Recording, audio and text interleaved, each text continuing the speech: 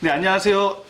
부기맘마 대표 최병우입니다. 오늘 안동 파파야 농장의 황순곤 대표님을 만나뵈러 왔습니다.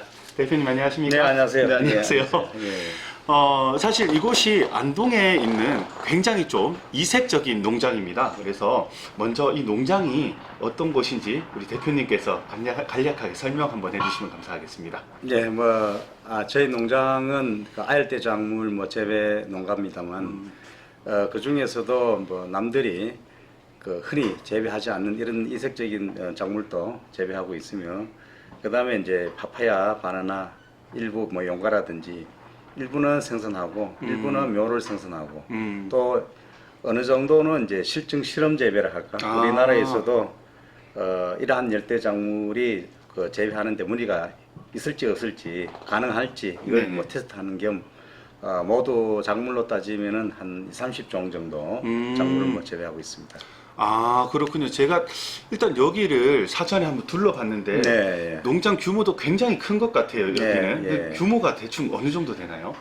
농장 전체적인 면적은 한 7,000평 정도 되는데, 그 아열대 작물은 그 동절기에는 한 1,000평 정도, 1,000평 정도를 재배하고 있고, 그 다음에 5월부터 설이 오기 전, 그러니까 약 한 6개월 정도는 노지에서 약 한 500평 정도, 총 합치면은 아열대 작물을 1,500에서 많을 때는 한 2,000평 정도 재배한다고 보시면 될 것 같습니다. 아, 그렇군요. 근데 제가 이제 여기를 여러 번 사실 방문했지 않습니까? 네. 방문하면서 올 때마다 느끼는 점이 있어요. 네. 여기는 경북 북부 지방인데 어찌 보면 경북에서는 강원도랑 또 좀 가깝고 꽤 추운 지역이에요. 네. 근데 어떤 계기로 여기서 아열대 작물 혹은 열대 작물을 재배를 하시게 된 겁니까? 이 열대 작물을 하는 것은 그 아열대 지방에서 재배가 되고 노지에서 생산이 된다고 이렇게 보면 되는데, 우리나라에서는 어차피 온실에서 재배를 해야 되는데, 처음 계기가 된 것은 선교사로부터 이제 아열대 묘목을 일부 파파야 묘목을 받아가지고 재배를 가정에서 키워 보니까 잘 되더라 하는 거죠. 우리나라 이제 가정에서는 그 겨울이 없다고 보시면 되고, 그렇기 때문에 약 한 10년 정도는, 한 95년경부터 약 한 10년 정도는 가정에서 재배를 하고, 요즘으로 따지면은 이 도시농업이라고 하죠. 도시농업, 가정 원예 작물로 이제 키워오다가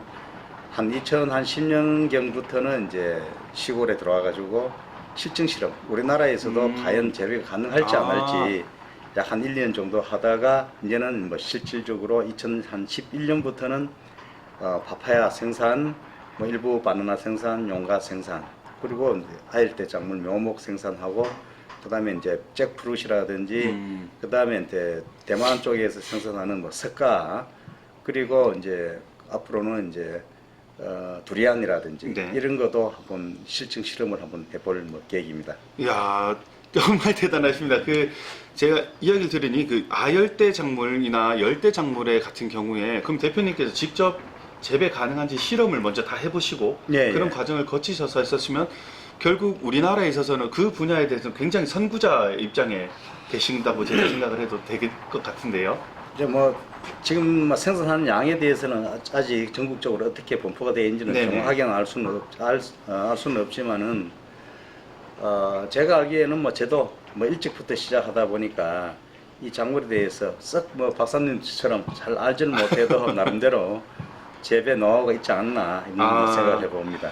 참 대단하십니다. 사실 제가 부기맘마라는 브랜드를 생각하면서 제일 먼저 떠올렸던 이제 어떤 원재료도 사실 황순곤 대표님을 그 이전부터 알고 있었기 때문에 이제 바나나 잎이나 파파야 잎을 이용을 하면 어떨까라는 생각을 해봤었습니다. 관련해서 여기 있는 이런 여러 가지 알려드리는 건 좀 그렇지만 여러 가지 이제 거북 관련 국외 도서들을 혹은 논문들을 살펴보면 바나나 잎이나 파파야 잎이 육지 거북의 생장에 아주 이제 도움이 되는 좋은 작물이라고 그렇게 되어 있거든요. 그래서 꼭 이제 원재료로 포함을 해서 그렇게 하고 싶었습니다.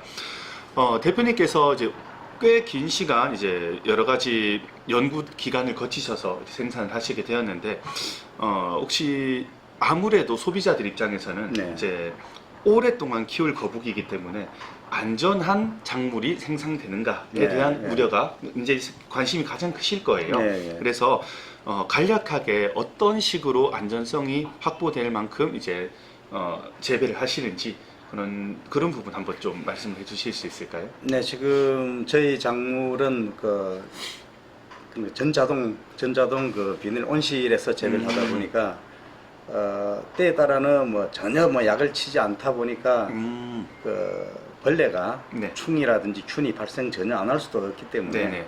되도록이면은 뭐 친환경으로 쓰고 있고 그 다음에 이제 그 닭이라든지 네. 이 병아리를 어린 묘일 때는 병아리를 그 온실 안에 방사내서 아. 이 충을 잡아먹을 수 있는 이런 천적 관계 네네. 그렇게 해서 뭐 충을 없애기도 하고 그 다음에 이제 뭐 균 같은 거는 네네. 그 이웃 농가에 이제 친환경 쪽으로 하는 그 사람들한테 많은 도움을 받아가지고 되도록이면은 약재를 살포하지 않는 상태에서 친환경 쪽으로 뭐 재배를 하려고 좀 노력을 하고 있습니다.